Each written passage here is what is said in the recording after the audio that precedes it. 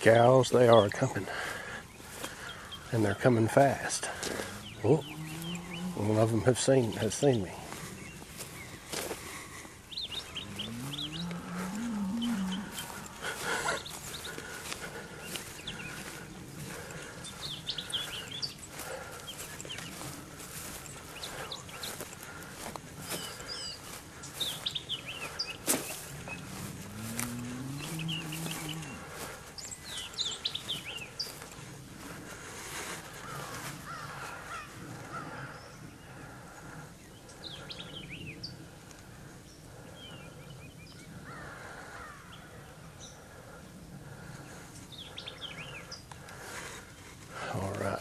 Anyway, it's about to start raining, so let's step back down here to the beehive.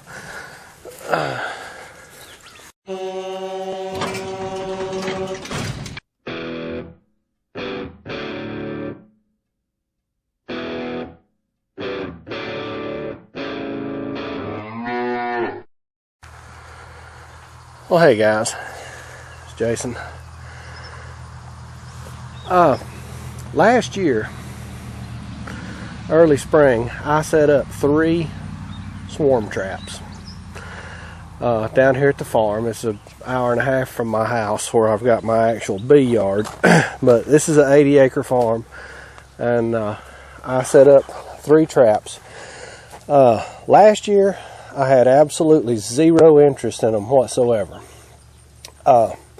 None at all. I put lemongrass in them, some pulled comb, and a little bit of wow, let's just beat the camera right the heck up here. A little bit of a couple of frames with a little bit of wax in them. Now these are 5-frame nukes that I had set up. This year, about 6 weeks ago, I came down here and there were bees on all 3 of them. All 3 of the 5-frame nukes. Now, I geared up, I loaded up all my equipment and came down on the next weekend, and there was absolutely no activity whatsoever on them. So I forgot about them again. Well, I didn't forget about them. I just quit looking at them. Evidently, they were too small for that swarm to take interest in. That was looking at all 3 of them, and they're spaced out over this pretty well all over this farm. I've got one here, one a couple of 100 yards in the other direction, and one another couple of 100 yards behind me. Anyway, that was about 6 to 8 weeks ago that went on. But I came down here about 3 weeks ago, and lo and behold, I've got some residents.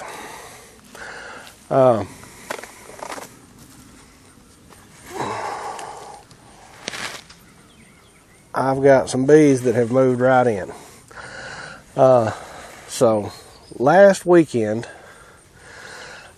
or I'm sorry, Wednesday of this week, I added a second story to this 5-frame nuke setup. What a mess they had made out of the inside of this bottom box. They've been busy. I only had 3 frames in it. Like I was saying, I had 1 frame in the middle that was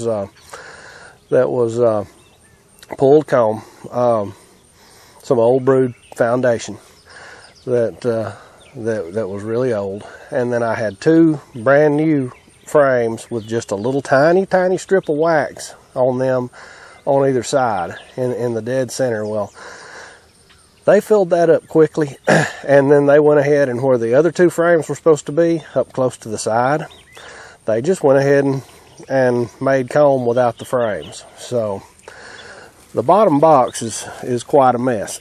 And that'll be my burden to clean that up when I finally take this out of the tree. I've ratchet strapped it to give it some extra strength.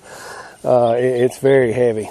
I added the second box. I put foundation frames with foundation in that second box, and they immediately went right straight to it. So I'm sure they're going to pull, comb, and get things going in there relatively quick. I wish I could get through all this hedge to get around there and show you the entrance. They're happy. They like the place, and they're a really gentle bunch of bees. They're not hardly aggressive at all. Let's see. Maybe y'all can see a little something there. Whoopsie.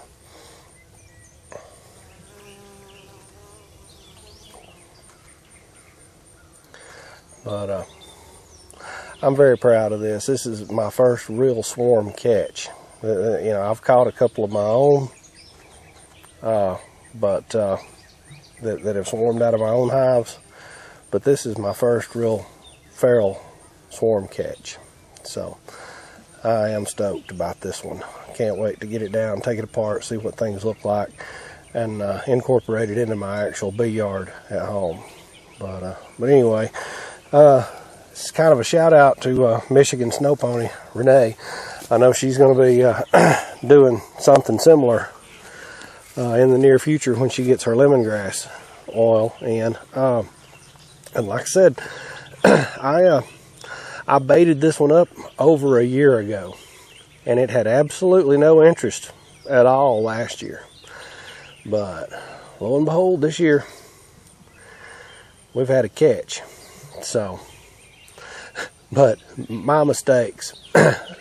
I should have put 5 frames in there, and I should have put 5 full frames with foundation comb in them.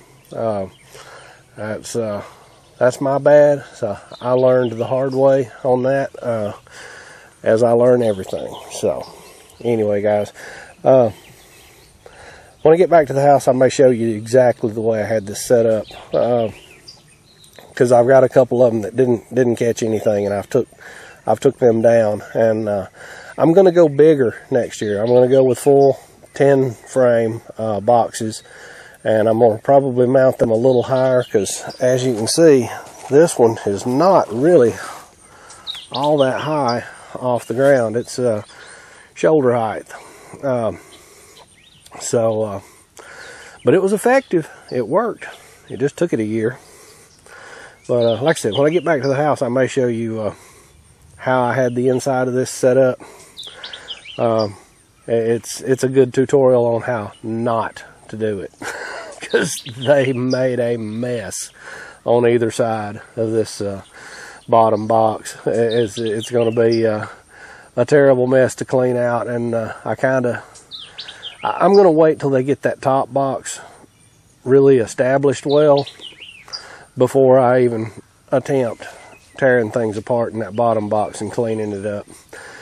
Make sure that they've got plenty of brood going in that top box before I disrupt the colony very much. So anyway, guys, I'll catch you back in the workshop here in a couple of hours.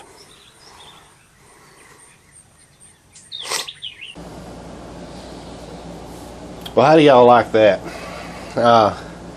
My little grandson made that for me, young Bay. I think I'm gonna turn that into the new labels for my honey. I mean, don't you just love it? It's got the Hardwayfarms honey. Got his little thing there, his little pouch, and got his little veil on, and of course got his little antenna sticking out through the veil. I'm tickled with that. It's got to become part of the Hardwayfarms logo. It just must. But anyway, I'm going to show y'all how I had that swarm trap set up. And I'm going to do it different next year because they're too small. But I did catch one swarm, so it does work. But let me back the camera up, and I'll be right back with you. Alright, so this is how I had it set up. This is like a 1x6 treated, made into a little L shape to screw to the tree. Just screwed it to the tree right there, or ratchet strap, any way you want to attach it, just as long as it's attached. So you get this attached to the tree. The way I had it set up on the inside is I had, hello cockroach.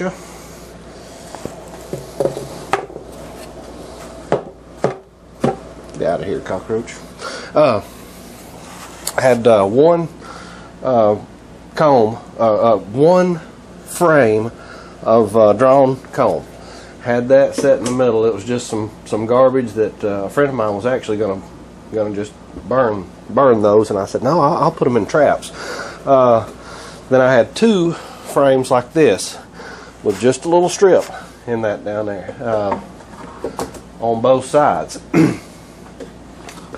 Well, there's a mistake right off the bat. This room right here on either side, they have taken down there in that that one that's got residents in it now. They have taken and filled that up with honeycomb, and I've got no frames to work with to pull it out or inspect it. It's probably got brood in it along with honey, both. It's going to eventually be a mess. So what I've done, and I don't have another nuke box, what I've done down there is I've took 5 full frames of wax foundation.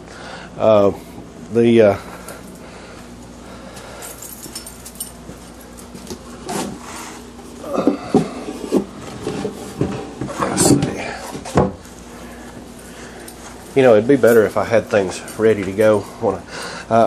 But frames with the wax foundation in them, I've attached another box on top and put 5 frames in it.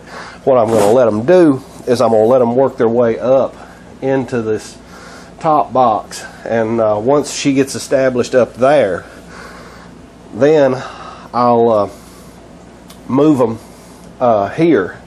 What I'm probably going to do is before it gets too awful heavy, I'm going to go ahead and move it here, but just leave that hive alone for probably 3 or 4 weeks at least, and then eventually crack it open and clean this up and give them frames. And what I can probably do is, if there is brood in that stuff that doesn't have frames, I can take some small fishing line or some dental floss, something like that, even rubber bands, and put it inside of frames, and they'll go to work and clean that up, and everything will be good. Minimal loss to the brood that'll be in there. So anyway, that's the way I had it set up, just like so. That was a mistake, leaving those spaces, and like I said, next year, like I said, I don't know if I said this earlier in the video or not, but 6 or 8 weeks ago, I saw lots and lots of activity on all of my swarm traps. The only one that got anything was that one. I'm thinking it's because they were too small. The swarms were too big, so they didn't find this size appealing. You know. So anyway, I'm proud of the one I did catch, but next year I'm going with some old full 10 frame boxes, and you can bet your bottom dollar I'm going to fill the things up so that they won't fill them up with frames so that they won't make a mess like they did last time. Live and learn, you know. Hardwayfarms, that's what we call it. So anyway, guys, I've rambled on long enough. Y'all take care. We'll see you later on. Jason out.